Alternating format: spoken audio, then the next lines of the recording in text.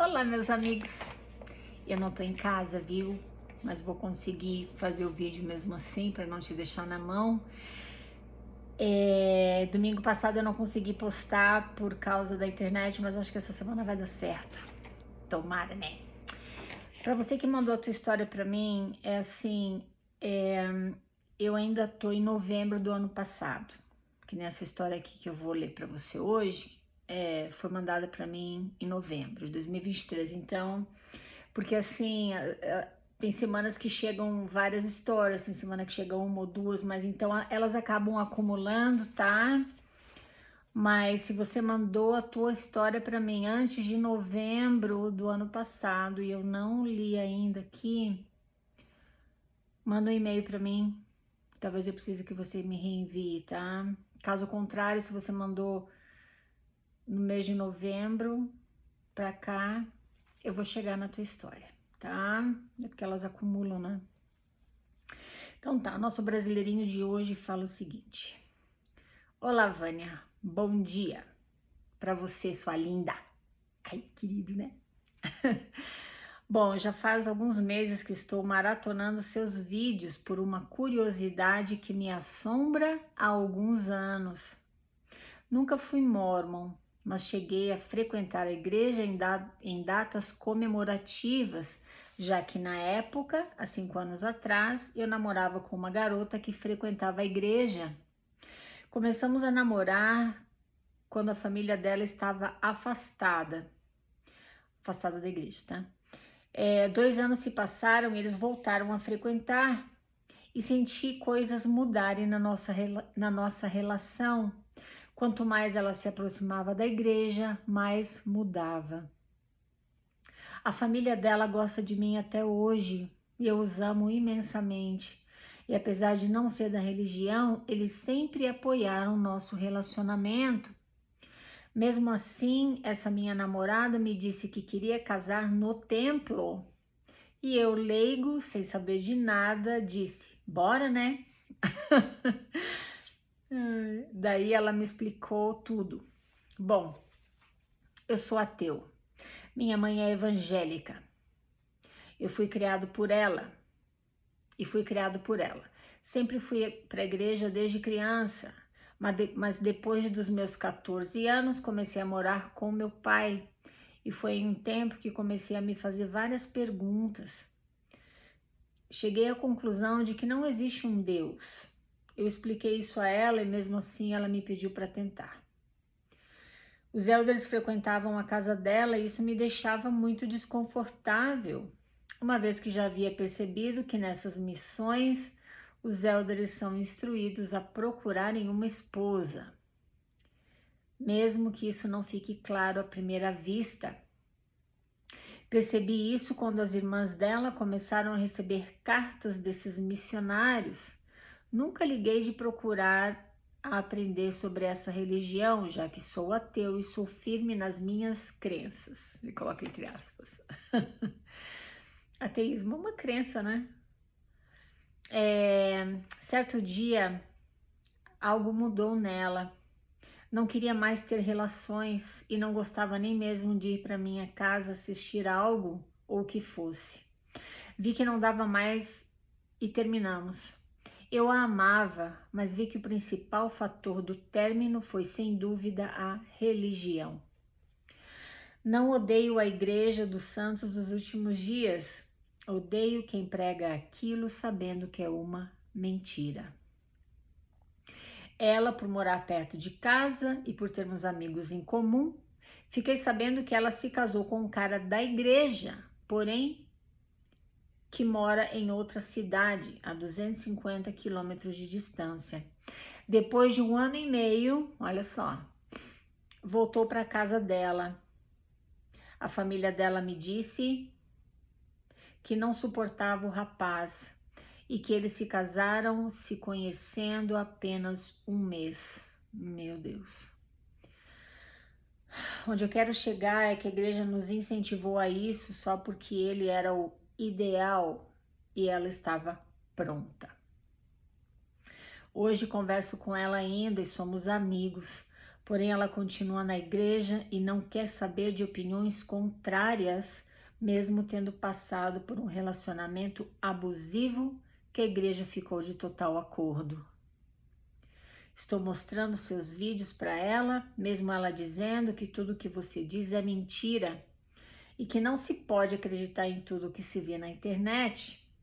É triste que às vezes a pessoa só se acomodou nessa crença e não quer sair e não quer contrapontos para não abalar a fé. Querido, obrigada por ter mandado aqui a tua experiência. Apesar de não ter sido membro da igreja, você namorou com uma moça da igreja e você tem aqui algumas dúvidas que não é muito difícil assim para mim entender os motivos dela e, enfim, o que aconteceu. Tá. Então tem alguns pontos que a gente precisa ressaltar aqui. No caso dele, a família da moça estava afastada da igreja, então quando ele conheceu a moça, a família dela apoiou, tá tudo bem, né? Porque eles não estavam frequentando a igreja.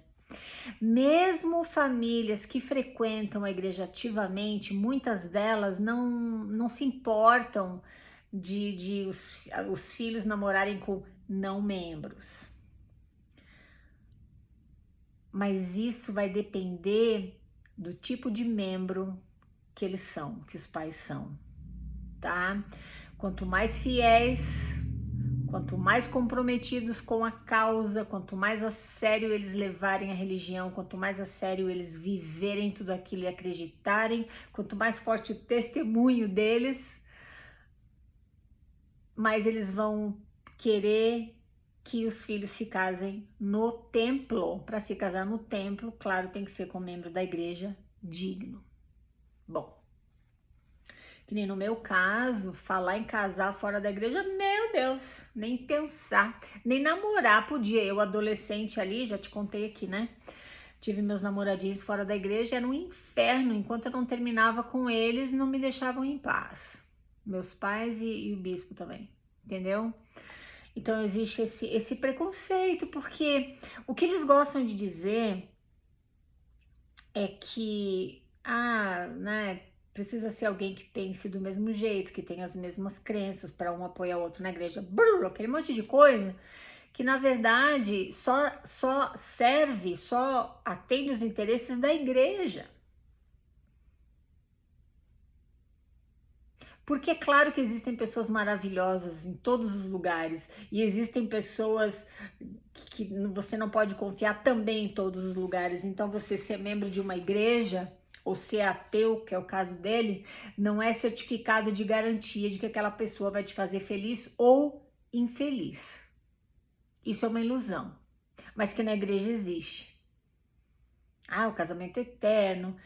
Meu Deus, o meu presidente de missão, eu tive dois, né? O primeiro dele costumava dizer que se a gente casar no templo e guardar os convênios que fez no templo, o Senhor ia ensinar o casal a se amar. Eu lembro disso até hoje. E isso é uma grande mentira, isso não existe. Deus não ensina ninguém a se amar coisíssima nenhuma. É entre você e o teu parceiro ou parceira. Tá, mas então existe essa coisa de quererem se casar ali entre eles. Bom, aí eles voltaram para a igreja, a família da moça voltou para a igreja. Aí ele sentiu que ela começou a mudar. Antes eles provavelmente tinham relações sexuais, pelo que ele fala aqui, né? Porque ele fala que ela começou a mudar e não queria nem mais ter relações com ele. Então, quando ela não era da igreja, tá tudo bem, agora vai pra igreja, começa a frequentar e começa a aprender sobre a lei da castidade. A moça tem que ser pura, virtuosa. Quebrar a lei da castidade é algo comparável ao assassinato, tá no mesmo patamar, está no mesmo patamar.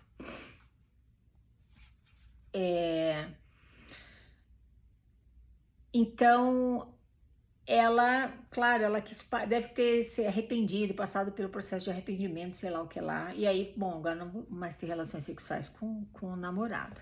Tá, tudo bem. Ele diz aqui que, bom, aí ele se tornou ateu, apesar dele ter sido criado pela mãe dele, os pais eram divorciados, pelo que eu entendi aqui. Ele foi criado pela mãe, indo à igreja, como é que fala? Evangélica. Mas aí aos 14 anos ele foi morar com o pai dele. Ele chegou à conclusão pessoal, de que não existe um Deus. E ele se tornou ateu. Você, como indivíduo, tem todo o direito de se convencer que o verdadeiro Deus é o Deus do cristianismo. Dependendo da parte do mundo em que você foi criado, nasceu, você tem todo o direito de acreditar que o Deus do universo é Alá. Um outro povo vai dizer para você que o Deus verdadeiro é o Ganesha, e por aí vai. O que eu gosto de salientar aqui para você que me escuta, muito provavelmente você vive em algum país em que o cristianismo é predominante. Claro que é o caso do Brasil, mas tem brasileiros aí espalhados pelo mundo inteiro, eu sei disso. Então, para você que talvez não tenha nenhuma religião ou tenha uma religião, para você o Deus do cristianismo é aquele Deus da Bíblia, Jesus Cristo é o Salvador da humanidade, inquestionavelmente. Essa é a tua verdade, tá tudo certo, você tem direito a ela. Mas faz um favor para a sociedade, não julgue as pessoas que não concordam com você, tá? Porque você não sabe, essa que é a realidade. Você acredita e você tem um testemunho talvez tão forte quanto alguém que segue o Islã. Talvez o teu testemunho seja tão forte quanto alguma pessoa que adora um deus do hinduísmo. Entende como é que é? Tá tudo bem você acreditar no que você quiser. Mas o problema é quando você tenta convencer as pessoas ou você julga as pessoas por elas não acreditarem nas mesmas coisas que você. Ai, agora saiu da igreja, agora não quer, agora é ateu, é agnóstico. Ai, que absurdo. Por que que é um absurdo? Sabe qual é o absurdo? É uma pessoa frequentar uma igreja e se esconder atrás da placa daquela igreja e passar para a sociedade a aparência do bem e fazer gato e sapato por trás, que foi o caso da ex-namorada dele, porque ele diz aqui que ela se casou, o casamento com um membro da igreja, provavelmente fiel portador do sacerdócio, provavelmente casou no templo com ele.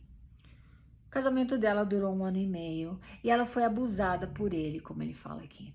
Ah, mas a igreja aprovou, porque os dois são membros da igreja. O que importa é os dois serem membros da igreja, porque daí eles vão pensar do mesmo jeito, eles vão os dois juntos, um vai puxar o outro para estar lá no domingo, um vai apoiar o outro nos chamados, os dois vão pagar o dízimo, os dois vão querer frequentar o templo. Quem é que está ganhando com isso?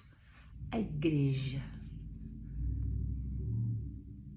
E você poderia ter um casamento muito mais feliz fora de todos esses dogmas. Pois é. O meu marido, ele foi casado por mais de 20 anos com a primeira esposa dele. Ela sempre foi firme na igreja. As coisas que ele me conta, que aconteciam na casa dele, que ela fazia, era um absurdo. Ele tá comigo, a gente tá casado vamos fazer 11 anos de casados. Eu não tô na igreja faz 7 anos. Ele disse que nunca foi tão feliz na vida dele. Só tem um lado que perde quando um dos dois larga a igreja. A própria. Ela perde. Tá, tudo bem. Só queria fazer um parênteses aqui, porque eu fico um pouco triste quando as pessoas, mas é porque, mas não faz mal, mas tem que acreditar, lá. Você fala que tem que acreditar no Deus do cristianismo, você fala que tem que acreditar em Jesus Cristo, porque você vive no país cristão, ou você foi ensinado a respeito do cristianismo, você é familiar com a Bíblia. É esse o livro que você conhece. Se você tivesse nascido lá no Oriente Médio, num país do Islã, você ia estar pregando para as pessoas que o Corão é a palavra de Deus e que o Deus verdadeiro é Alá. Tá entendendo? Então vamos abrir a nossa mente um pouquinho, né? E ver as coisas como elas são e entender que os seres humanos, todos nós temos direito de acreditar ou desacreditar do que quer que seja, viu? Na existência de um Deus, seja esse Deus qual for, ou na inexistência de um Deus. O importante é o que você faz quando ninguém tá vendo, mas essa é a minha opinião. Tá.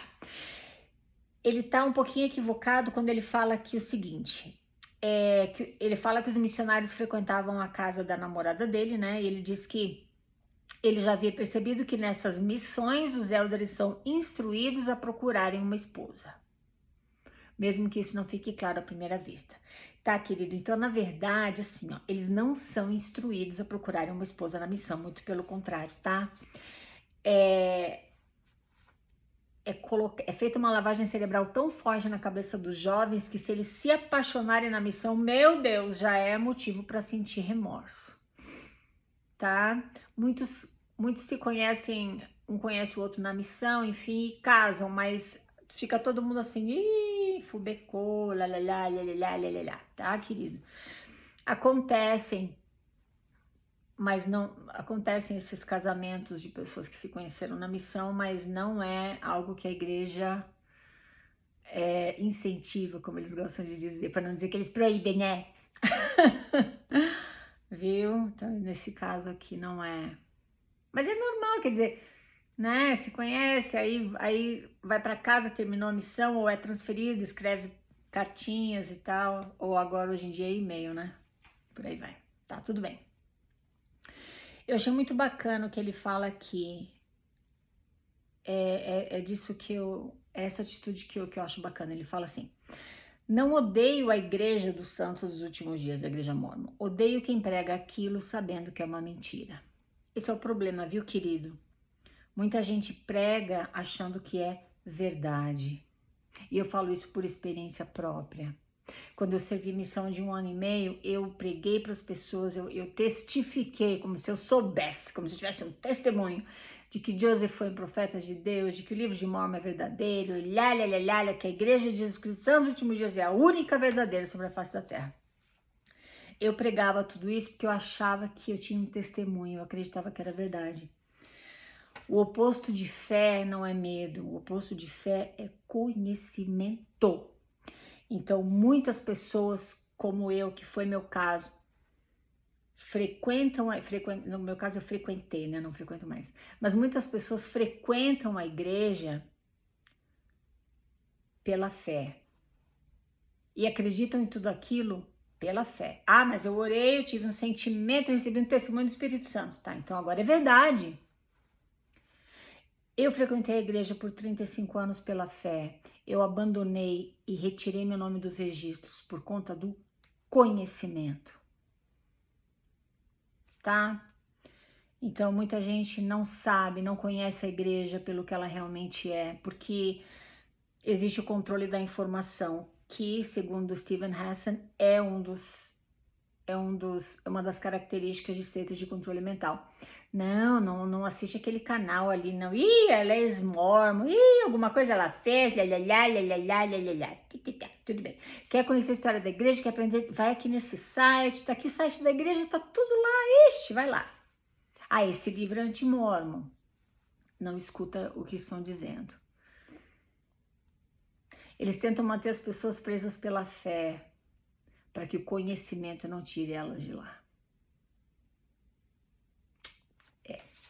Então vamos controlar as fontes onde elas buscam conhecimento. Tudo bem. Ai, meu Deus. Ele fala que, olha só, meu Deus, ele fala que ela casou com um rapaz que ela só conheceu por 1 mês. Ela conheceu o rapaz por 1 mês e se casou com ele. Que loucura, né? E ele fala aqui, ó, a igreja os incentivou a isso só porque ele era o ideal, entre aspas, e ela estava pronta para a igreja. Então, assim, ó, o que ele faz, se ele tá respondendo as perguntas para ter uma recomendação para o templo positivamente, então ele é um fiel portador do sacerdócio, ele frequenta a igreja, tá tudo certo, ó. E ela tá pronta, como assim? Ela tá em idade de casar. Casa logo para não quebrar a lei da castidade. Quem é que ganha com isso? a igreja. De novo. Como se você não tivesse condições de decidir quando você quer ter relações sexuais. Como se você não tem controle, é Satanás que controla a tua vida. Nesse caso.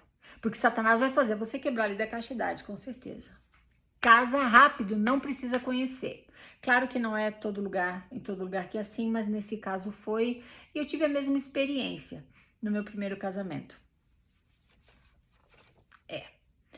Então, desde que os dois frequentem a igreja, os dois pensem igual, os dois são vaquinha de presépio, casa já para não quebrar a lei da castidade. Agora, quando estão dentro de 4 paredes e o bicho pega, agora é problema teu.